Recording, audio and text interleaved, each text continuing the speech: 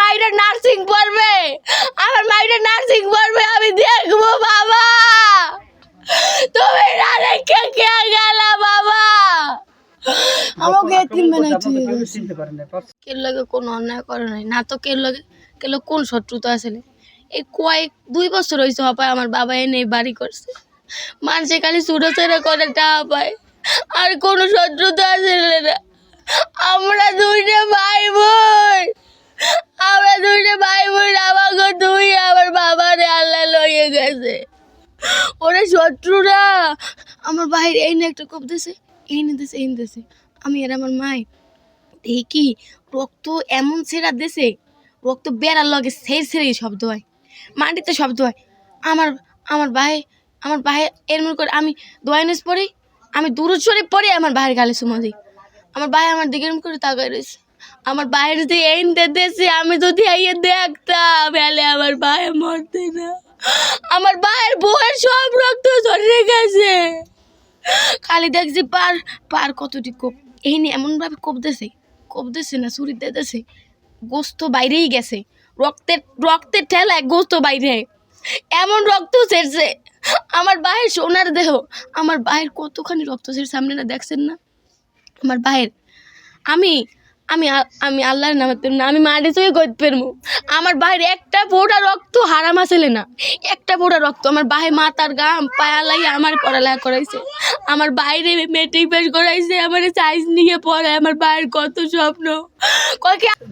আমি অন্ধকারে 2টা লোক দেখছি, কিন্তু আমি তো চিনতে পারিনি।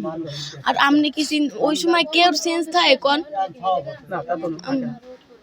আমি চিনতে পারিনি, আমি চিনতে পারলে কইতাম। আমি চিনতে যখন ওই আপনারা টের পাইছেন তিনি আক্রমণ করে চলে গেছে, তো আর এখানে আর থাকে না। আমার বাবাই আমি আর আমার আম্মু সামনে যাই দেখি অল্প একটু রক্ত পড়া। আমার মায়ের রক্ত দেখে শিকুল হয়েছে, তোর ভাই কই গেলে কই কলি তোর ভাই গেলে কই পরে দেখি আমার বাবাই এরকম করতে করতে কইতে ঠ্যাং বুঝে ভাঙ্গে পড়ে যায়। এরপর আমার বাবা বুক ধরে এরপর গেছে, আমরা তো বুঝিনি আমার বাবার বুক দেখে ওরে রক্ত এত নিন রক্ত 2টা গরু তো যাবো দিল পরে না। আমি তো মনে করছি আমার বাবার যাবো দিয়ে লাইছে, আমার বাবার ফুসফুসে গেছে, নাহলে আমার বাবা মরতে না। আমার দাবি আমি কেয়ার কথা শুনুন না, আমার দাবি হয়েছে এক, অগো ফাঁসি হইবে, ফাঁসি হওয়ার আগে অগো একটা প্রশ্ন আমার, যে তুই কি তোর বাহের জন্মে হও নাই, তোর মার পেটে হও নাই, তুই আমাকে এতিম করছো, আমার মায়ের বিধবা করছো, আমাকে যেই শখ দিছো, তুই কেমনে চিন্তা করো নাই যে আমারও তো বাপ মা আছে, আমার বাপ যদি এর সামনে রক্তের উপরে ভাসে আমি কেমনে সহ্য করবো? ওই জবাব না দিয়ে, আমার প্রশ্নের জবাব না দিয়ে ও মরতে পারবে না, ওর ফাঁসি যেন না হয়। আর যদি এরমের কিছু আমার বাইরে যারা মারছে এরা যদি বিছড়ি নেবার করে, আমি দৌড়ি ছিন্ন বিচ্ছিন্ন করে নেবো। আমি আর ফাঁসি যাই, আমার সোনার টুকরা বাবা, আমার বাবার সোনার দেহ, বিশ্বাস করেন আমার বাবার 1 ফোঁটা গামও আসলে না। আমার বাবার 1 ফোঁটা রক্ত হালাল। আমার বাবার জীবনে কেউ জানেন, আমার বাবার না খাইতে পারলেও আমার বাবার নাস্তার টাকা লইছে, এই একজন ভিক্ষু করে দিয়েছে। আমার সবসময় কইছে, মা তুমি লাগে তোমার মামার দোকান যাই মাগনা খাবা, তুমি একজন ভিক্ষু কইলে ফিরেব না। আমার বাবা সৎ লোক আসলে, সহজ সরল আসলে, সবার দ্বারা জিজ্ঞান সবার চোর পানি পড়ে, কেউ কইবে না আমার বাবা খারাপ আসলে। আমার বাবারে কি লেগে মারছে, বিনে দোষে বিনে স্বার্থে ওরা কি পেয়েছে? আমার গুলো কোন শত্রুতা আসলে না।